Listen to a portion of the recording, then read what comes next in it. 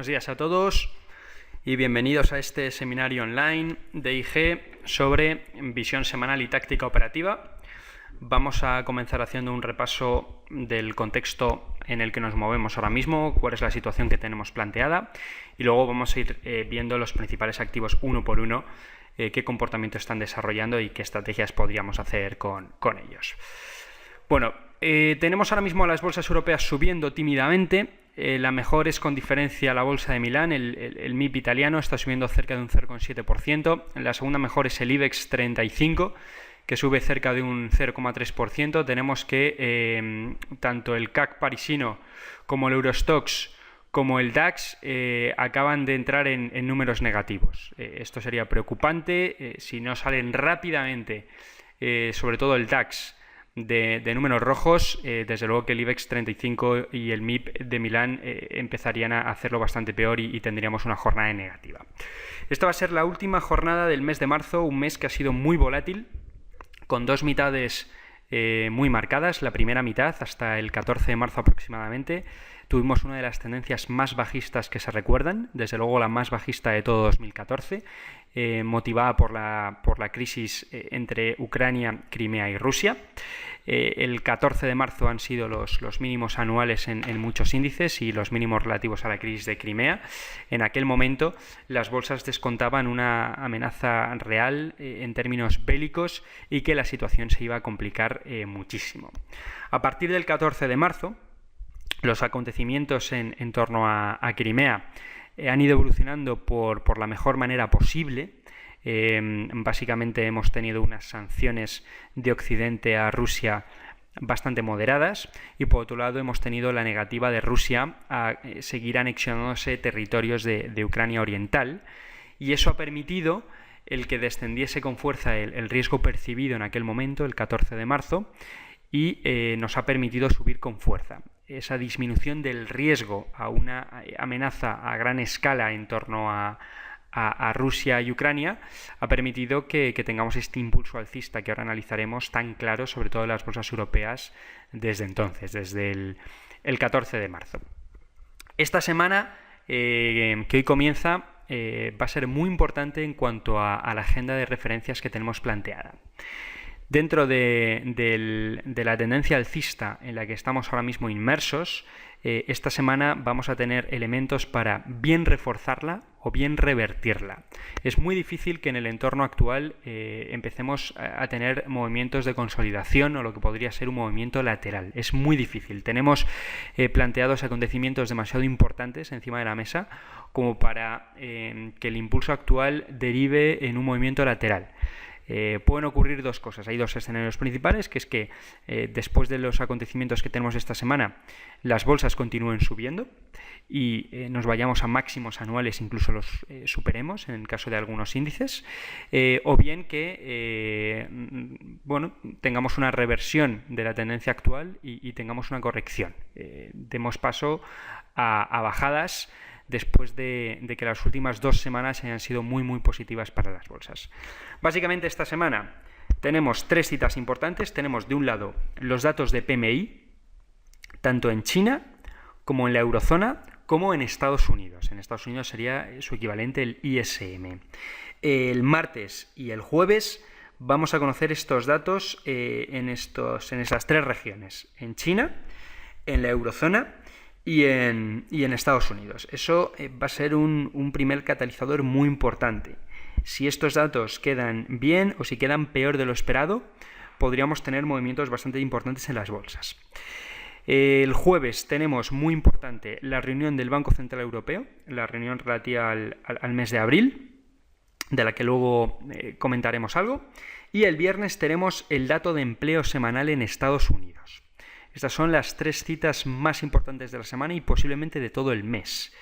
Y por eso digo que esta semana va a dar pasos para continuar con las subidas que tenemos planteadas ahora mismo, o bien, si estos 3 acontecimientos de los que hablo no traen un buen resultado, dar paso a claras bajadas. Por tanto, los stop loss deben extremarse en estos momentos. Repito, no creo que vayamos a que nos movamos hacia un movimiento de consolidación, un movimiento lateral, sino que creo que la volatilidad va a continuar aumentando en un sentido alcista o en un sentido bajista. Las subidas de las 2 últimas semanas, como digo, se han justificado por el descenso del riesgo percibido en torno a la cuestión de Ucrania y Crimea. Básicamente, los mercados han ido desviando su atención de ese punto y focalizándose en otros 2 acontecimientos que ahora comentaremos. No se puede dar por amortizada la crisis de Crimea, pero la realidad es que en estos momentos es un catalizador que va a menos. Su poder de influencia en los mercados es cada vez menor, lo cual es una buena noticia. Mientras las cosas permanezcan tranquilas y nos movamos en estos términos, que Rusia no continúa dando pasos para anexionarse territorios de Ucrania y que, por otro lado, las sanciones se quedan tal y como están planteadas ahora mismo, eso sería muy positivo y las bolsas sí que ahora mismo estarían próximas de dar por zanjado ese asunto y de pasar página, igual que ocurrió a finales de enero con el tema de la crisis del peso argentino y de las divisas emergentes, que básicamente las bolsas pasaron página, esas divisas se han mantenido estables en gran medida, no es que haya mejorado la situación con ellas, pero se han mantenido estables, no ha ido la cosa a más y eso ha permitido que las bolsas desvíen su atención hacia otros puntos. Los 2 puntos de atención que ahora mismo están centrando el interés de las bolsas tienen ambos un sesgo positivo. Por un lado está la cuestión China. El mercado está descontando que China va a anunciar nuevas políticas y estímulos fiscales para reforzar su crecimiento. Así lo anunció el primer ministro chino el pasado viernes y esa es una realidad que ahora mismo gusta a las bolsas. Es una de las razones por las cuales durante la semana pasada tuvimos subidas importantes.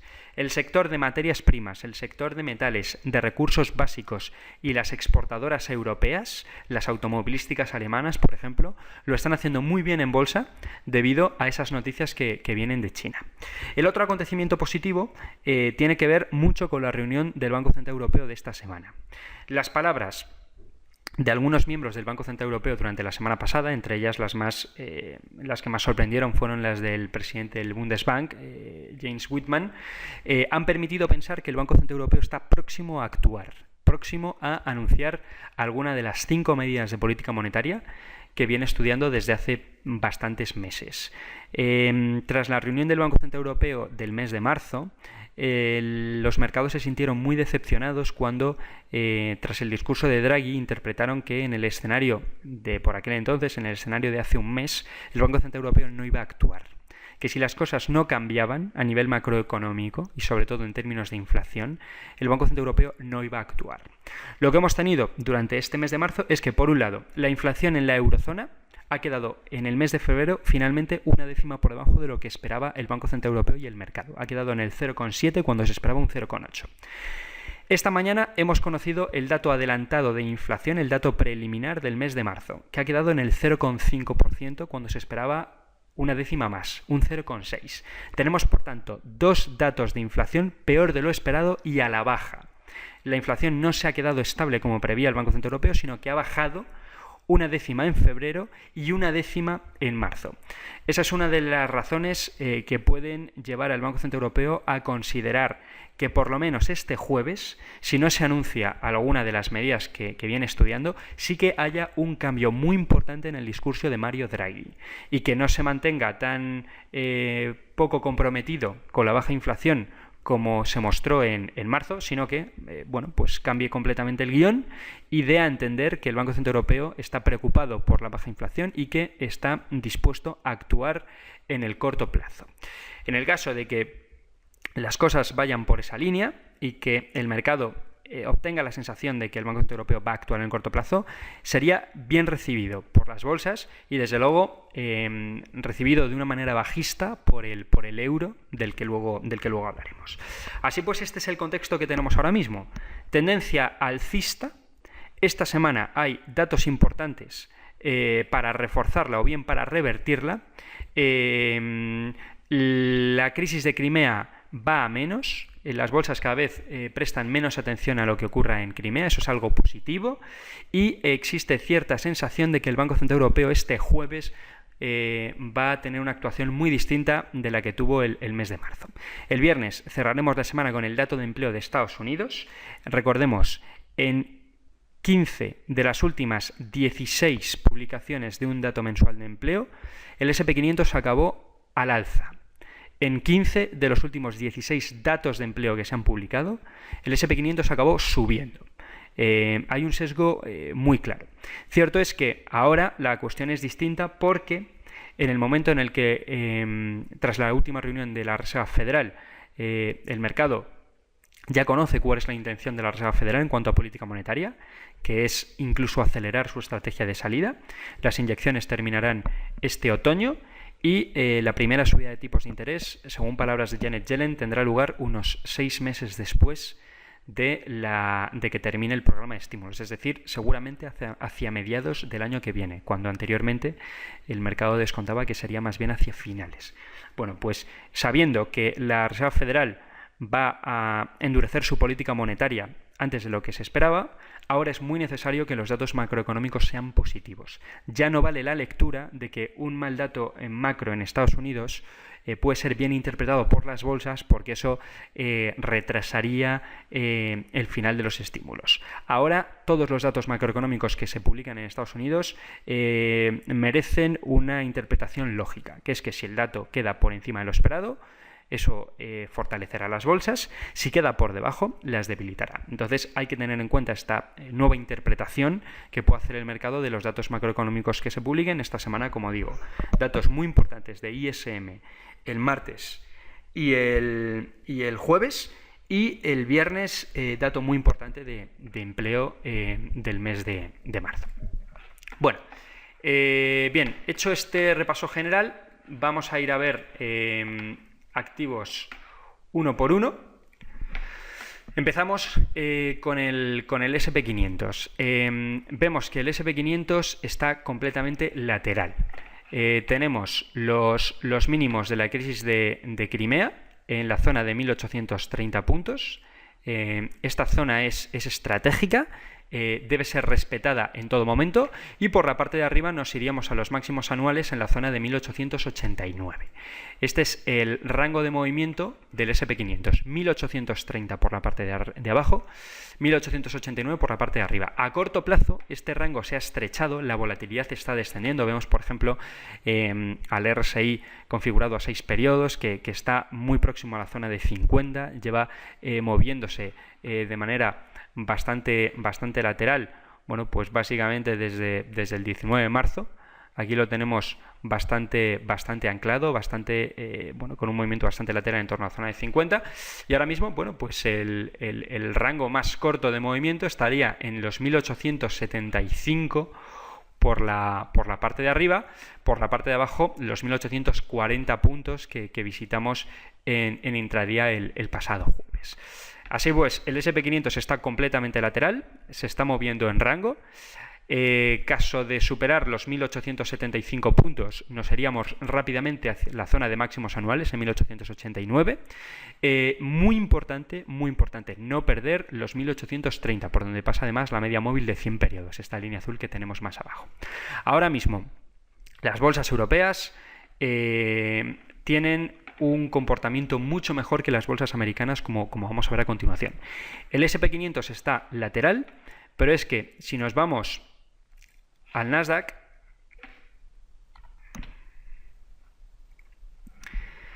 aquí tenemos el Nasdaq 100. El Nasdaq 100 lo está haciendo realmente mal. Está teniendo un comportamiento muy negativo. El S&P 500 está lateral, pero es que el Nasdaq está en tendencia bajista. Está por debajo de los mínimos de la crisis de Crimea. Los mínimos de la crisis de Crimea en el Nasdaq, al igual que las bolsas americanas, se alcanzaron en la apertura de la sesión del 16 de marzo. Aquí el Nasdaq tocó niveles de 3.608. Ahora mismo estamos en 3.583. Estamos por debajo. En el momento en el que se perdieron esos mínimos, cosa que ocurrió el 26 de marzo, las caídas se aceleraron. La pérdida de esos mínimos supuso una pérdida adicional del Nasdaq del 1,8% en unas horas. desde el 26 de marzo hasta los mínimos que se alcanzaron en el 27 de marzo. Desde entonces está intentando un rebote. Pero esa pérdida, como vemos, ha sido dramática, como se podía anticipar, y ha provocado una caída del 1,8% adicional del Nasdaq en muy corto plazo.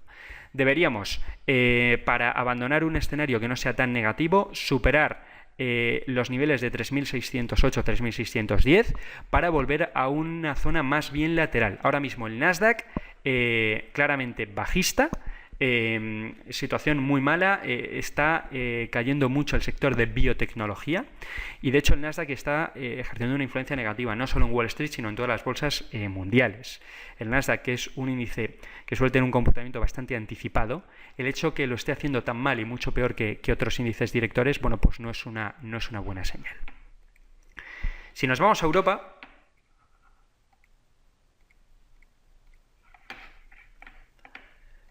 nos vamos al Eurostoxx y vemos cómo en Europa la cosa es muy distinta.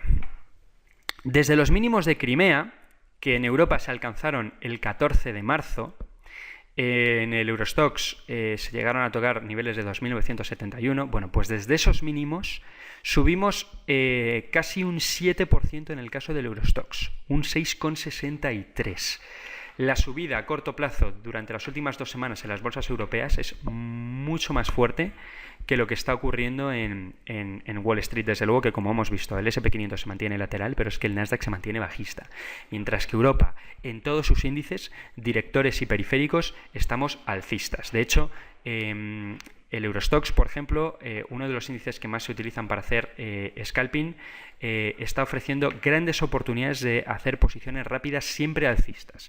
Cualquier estrategia de scalping o de swing trading, es decir, estrategias intradía de corto plazo en gráficos de unos minutos, las posiciones alcistas en el Eurostoxx son ahora mismo muy atractivas. Si nos vamos, por ejemplo, a un gráfico de 15 minutos en el Eurostoxx, con el RSI en zona de aceleración de tendencia, es decir, configurado de manera acelerada por encima de 65 puntos, como mostramos en los seminarios de scalping y de swing trading que estamos dando, bueno, pues vemos todas las zonas coloreadas, todas las zonas alcistas que hemos tenido últimamente. Siempre que el Eurostoxx, o siempre que en este caso el RSI del Eurostoxx, lo amplío, ha alcanzado una zona coloreada en rojo, por encima de 65 puntos, podíamos haber abierto una posición alcista de corto plazo, una posición alcista en este caso de swing trading al ser un gráfico de 15 minutos.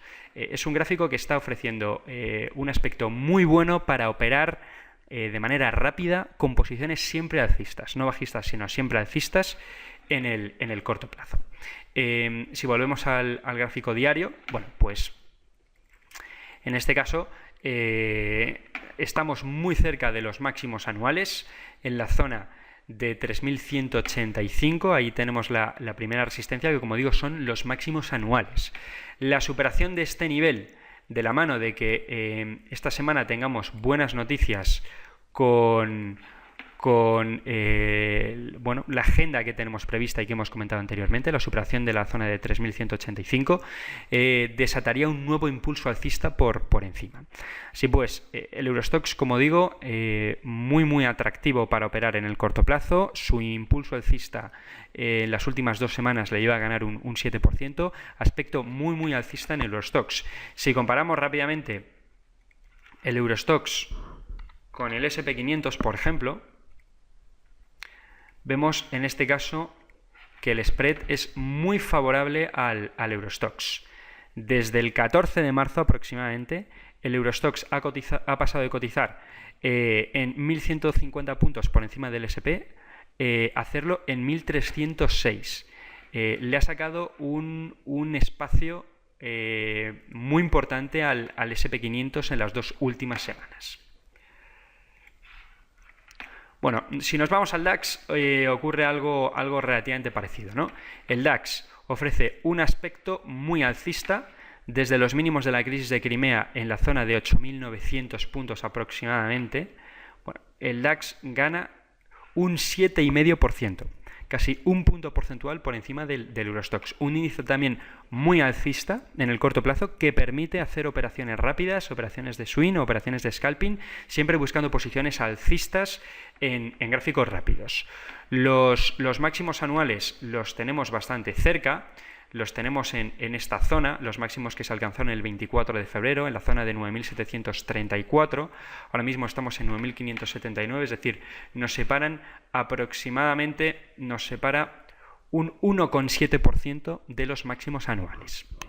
Como digo, y al igual que en el Eurostoxx, si tenemos buenas noticias esta semana de lo que pueda deparar la reunión del Banco Central Europeo, los PMIs y el dato de empleo en Estados Unidos, la superación de los máximos anuales de los 9.737 daría pie a un nuevo impulso alcista. Esta zona, la zona de entre 9.700 y 9.750, va a ser una zona difícil de superar en primer término. Sería muy conveniente técnicamente hacer un primer intento de acercamiento a estos niveles antes del jueves, antes de la reunión decisiva del Banco Central Europeo. En estos niveles, repito, entre 9.700 y 9.750, sería muy difícil traspasarlos. Aquí podríamos quedarnos atrapados durante algunas horas o alguna sesión, incluso tener pullbacks y recortes puntuales, porque es una zona que va a ser muy difícil de traspasar. En el momento en el que sea traspasada, en el momento en el que nos consolidemos por encima de los 9.750 puntos, desde luego que las posiciones alcistas en el DAX deberían retomarse y continuar. Vamos a ver el IBEX, que al igual que el Eurostoxx y que el DAX, también desde luego tiene una tendencia alcista bastante clara. Los mínimos de Crimea en el caso del IBEX se sitúan en los 9.700 puntos y ahora mismo estamos un 6,7%. Ligeramente por debajo con un comportamiento ligeramente peor que el que ha tenido el DAX y muy en línea con el que ha tenido el Eurostoxx, por encima de esos mínimos. El impulso de las dos últimas semanas ha sido de casi un 7% en el caso del IBEX 35. Aquí la referencia la tenemos clara, los máximos anuales en la zona de 10.570 serían el objetivo del IBEX a corto plazo. Nos deberíamos mover hacia esta zona. Tenemos un recorrido más limpio a corto plazo que en otras bolsas europeas. Si hacemos una comparativa entre el IBEX y el DAX, vemos que en estos momentos el spread es bastante neutro. El spread entre el IBEX y el DAX, bueno, pues desde el 14 de marzo no nos hemos movido, nos mantenemos en la misma línea en las dos últimas semanas. Más o menos un spread de unos 750, 775 puntos. Durante las dos últimas semanas el IBEX no lo ha hecho peor que el DAX o peor que otros índices. Está teniendo un comportamiento bastante en la línea. El mejor índice europeo a medio plazo es el MIB de Milán. Es el índice más alcista.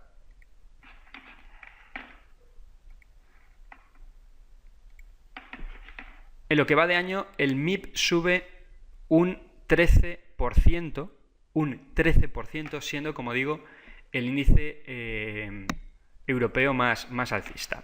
En el corto plazo su aspecto también es muy bueno. En este caso los mínimos de Crimea los tenemos en esta zona de los 20.100 puntos aproximadamente. Desde esos mínimos el MIB sube un 7,6%. Sube algo más en porcentaje que el IBEX 35 y más o menos en la línea que el DAX.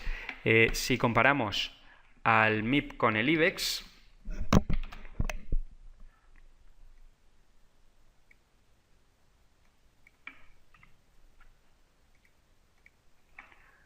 bueno, vemos que desde luego que en lo que va de año, desde el 16 de enero, el spread es muy favorable al MIB. Si ambos selectivos cotizasen en la misma escala, le habría sacado aproximadamente 2.000 puntos de cotización desde mediados de enero el MIB al IBEX. Ha tenido un comportamiento muchísimo mejor. Pero en los últimos días, en las últimas semanas, desde aproximadamente el 17 de marzo, bueno, pues el spread está neutral. El MIB de Milán lo ha dejado de hacer mejor que el IBEX 35 y lo están haciendo ahora mismo más o menos en términos parecidos. Esa es una buena señal para el IBEX 35. Bueno, conclusión. En cuanto a renta variable, bolsas europeas mucho mejor que bolsas americanas, bolsas europeas todas al alza, los índices directores, el Eurostoxx y el DAX, ofrecen claras oportunidades de hacer swing trading y scalping a corto plazo, siempre buscando posiciones alcistas, nunca bajistas, y los índices periféricos como el MIB de Milán y el IBEX 35 se están comportando bien, están siguiendo más o menos la estela de los índices directores. Si nos vamos a las divisas, empezamos por el eurodólar, que viendo la agenda de datos que tenemos prevista esta semana, bueno, pues desde luego que el eurodólar puede tener un comportamiento bastante volátil. En estos momentos, desde los mínimos del pasado viernes 28, estamos intentando un rebote. Ahora mismo estamos muy cerca de la zona de 1.38, 1.3696. Este es el primer soporte, los mínimos del pasado viernes en la zona de 1.37. Aquí es donde tenemos el primer soporte. Resistencia en los máximos del 24 de marzo, en la zona de 1.3875. Y siguiente resistencia, los máximos de todo el año y máximos en muchísimo tiempo, alcanzados el 13 de marzo en niveles de 1.3970. Bueno, a corto plazo, repito, estamos rebotando. Es posible que continuemos rebotando a corto plazo hasta la zona de 1.38,5. Nos podíamos plantar antes de la reunión del jueves en esa zona, en el entorno de 1.38,5. A continuación, lo que ocurra el jueves es vital para el eurodólar. Si existe cierta decepción y finalmente el discurso de Mario Draghi no hace prever que el Banco Central Europeo va a actuar en el corto plazo, desde luego que las subidas hasta los máximos anuales de 1.3970 serían muy probables. El sesgo alcista en el eurodólar es muy evidente y en ausencia de noticias tiende a subir por defecto, que es lo que estamos viendo, por ejemplo, desde los mínimos del pasado viernes.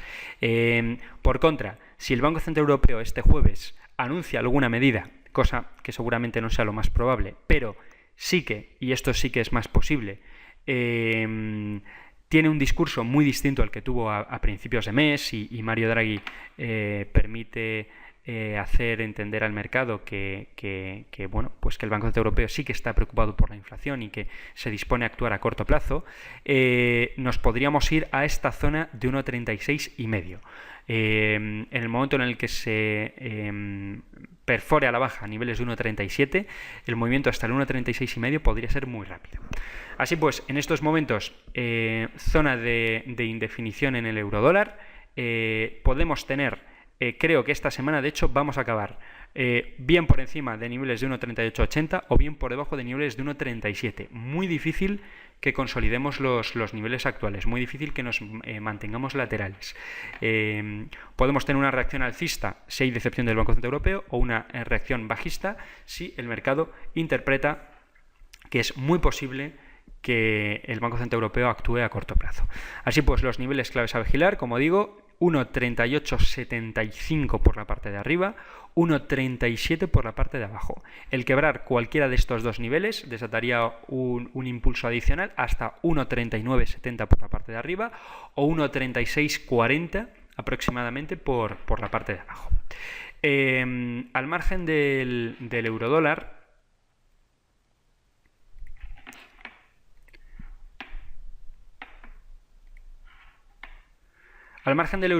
en el mercado de divisas hay movimientos muy importantes.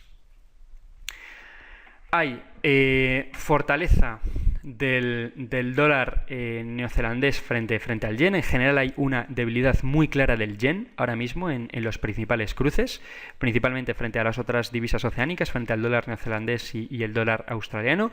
También el dólar canadiense tiene fortaleza frente al yen, el dólar de Singapur y la libra, y el dólar americano tienen fortaleza frente al yen. El yen ahora mismo es una de las divisas más débiles. Interesante el movimiento alcista de la libra esterlina también frente al dólar americano. Este es uno de los pares de divisas más operados en el mundo. Y en el corto plazo, desde el 23 de marzo, tenemos un rebote fuerte de la libra frente al dólar. Un rebote de más de un 1% en un par de divisas que no se suele mover demasiado, que tienen en este caso sesgos parecidos.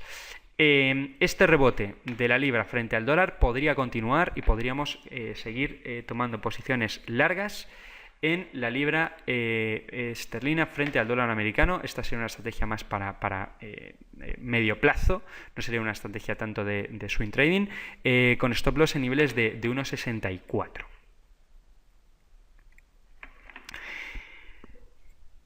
Tenemos también fortaleza del dólar neozelandés frente al dólar americano, y por la parte de abajo, bueno, pues la lira turca está fuerte en estos momentos. La lira turca está teniendo cierta fortaleza, lo cual también, bueno, pues pueda ser aprovechado en cruces de la libra o el dólar americano frente a la lira turca. Debilidad clara del yen, fortaleza de la libra esterlina, especialmente frente al dólar, y fortaleza también de la lira turca. Esos son los principales movimientos en el mercado de divisas. Si echamos un vistazo al mercado nacional de acciones,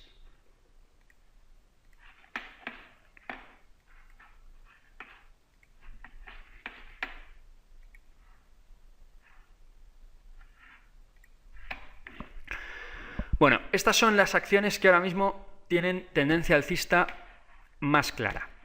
En términos de RSI, Fluidra, por ejemplo, vemos la fortísima subida que está teniendo Fluidra, una de las acciones con un aspecto técnico más alcista en el corto plazo. Desde luego que desde el 3 de marzo tenemos subida del 30% en este valor.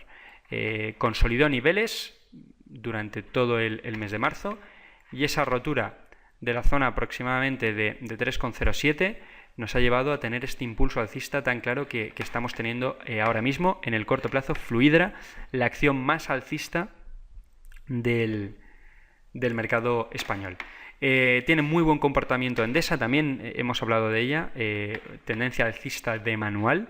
Se muestra muy fuerte, siendo una acción poco volátil, una acción de bastante poca volatilidad. Bueno, pues está subiendo con mucha fuerza. Vocento también, bueno, pues ha desarrollado un impulso después de este periodo de consolidación, superando esta zona de 2,01. El rebote alcista hasta estos niveles ha sido bastante importante, aunque lleva 2 días corrigiendo. Interesante también, bueno, pues tanto Prosegur, que el viernes tuvo un impulso alcista muy fuerte después de consolidar esos niveles, y Acerinox también se encuentra en muy buen momento, con una tendencia alcista de libro en todo lo que llevamos de año. Estas serían las acciones más alcistas ahora mismo en el corto plazo, con un aspecto técnico más interesante. Interesante también echar un vistazo a acciones que estén consolidando niveles, que no son tan alcistas, sino que están consolidando niveles. Estas acciones que tenemos en pantalla son valores que en su mayoría están consolidando niveles, y conviene vigilar por si hay una rotura de los niveles que están consolidando. Por ejemplo, Almiral, si consigue superar la zona del 12,80 aproximadamente, podría tener un disparo alcista, podría recuperar su tendencia alcista de medio plazo, tendencia que tuvo desde luego durante el año pasado. Zona de control, como digo, niveles de 12,80 aproximadamente. Azcoyen también, interesante, esta consolidación que está teniendo en un rango mucho más corto, aproximadamente entre 3,05 por la parte de arriba y 2,75 por la parte de abajo. Si consigue quebrar uno de esos dos niveles, y más si quiebra estos máximos en 3,20, bueno, pues podría dispararse para para arriba. Barón de Ley, una acción que también está consolidando un rango muy estrecho de movimiento. Aquí bueno, pues podríamos vigilar los máximos en la zona de casi 78 euros. Por la parte de abajo niveles de 72,6. Aquí tendríamos un nivel intermedio por la zona de 76. Bankinter también, una acción que está consolidando. Aquí deberíamos sobrepasar los máximos anuales de 6,09 para recuperar la tendencia alcista más clara de fondo. Bolsas y mercados españoles también. Bueno, pues aquí es importante no perder estos niveles de 28,48 aproximadamente. A más corto plazo no perder niveles de 28,96 que alcanzamos el 26 de marzo. Por la parte de arriba, bueno, pues los 30,5 aproximadamente son la resistencia.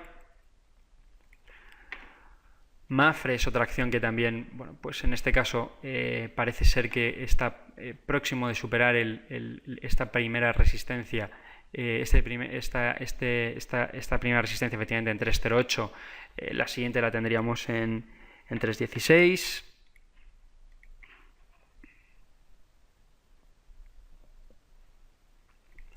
Popular también está consolidando niveles últimamente, lo tenemos por la parte de arriba.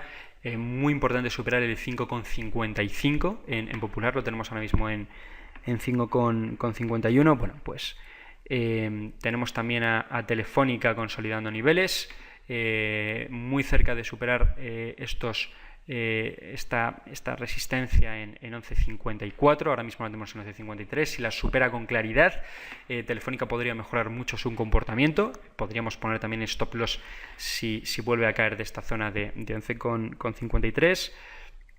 Viscofan es una acción que también, bueno, pues desde luego que ha roto el primer soporte en la zona de 38,09. Y Bankia también es otra acción que estaría consolidando niveles.